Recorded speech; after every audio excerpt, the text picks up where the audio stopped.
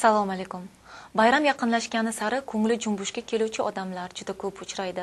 Mamlakatda istiqomat qiluvchi migrantlar ham shular jumlasidandir. Koreyaning eng katta bayrami, ya'ni Yangi yilni kutib olish uchun joylarda migrantlar bilan birga tantanali bayram marosimlari bo'lib o'tdi.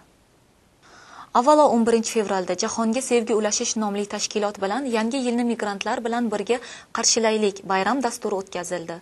Ushbu tadbirda turli madaniyatli oilalar bilan birga 300 ga yaqin migrant ishchilar hamda ko'ngillilar bir bo'lib koreys milliy o'yinlari va turli davlat urf-odatlarini tanishtirildi.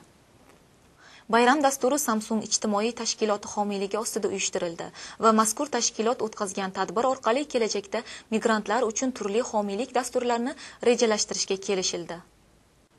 Mamlakatda istiqomat qilayotgan turli madaniyatli oilalar bilan birga Yangi yilni qarshilash maqsadida mazkur tadbirni uyushtirdik. Kelajakda ham turli madaniyatli oilalar Koreyaga kelib, o'z orzu-niyatlariga erishishlariga qo'limdan kelganicha yordamimni ayamayman. Turli madaniyat o'yinlari mehmonlarga Yangi yil kayfiyatini ulashdi. Tushlikda tortilgan to'qquk, barcha birgalikda tukkan manti va guruchli shirinliklardan bahramand bo'lgan mehmonlar vatanini iliq shamolini his qildilar.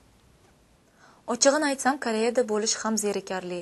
Bunday Yangi yil bo'lsa, yuragimdan vatanimga qaytkim kelsa-da, bu yerda o'z oilam bilan yashash ham yaxshi deb o'ylayman. Bir tomondan 14 fevral kuni Namyang tumani chet ellik ishchilarni qo'llab-quvvatlash markazida chet ellik ishchilarga bayram tuhfasi ulashish tadbiri nishonlandi. Mazkur tadbir Koreya mehnat uyushmasi homiyligida bo'lib o'tib, chet ellik ishchilarga 4 kilogramdan iborat 200 ta guruch tarqatildi. Mazkur hudud migrant ishchilar ko'p yashaydigan joy bo'lib, Shalom uy bilan birga chet elliklarga yordam dasturini yo'lga qo'ymoqdamiz. Asosan bu tadbir Yangi yilni birga kutib olish uchun ham uyushtirildi. Saxiylik bilan uyushtirilgan guruch tufayli shu kun tarqatuvchi oluvchilarning ko'ngillari tog'dek ko'tarildi.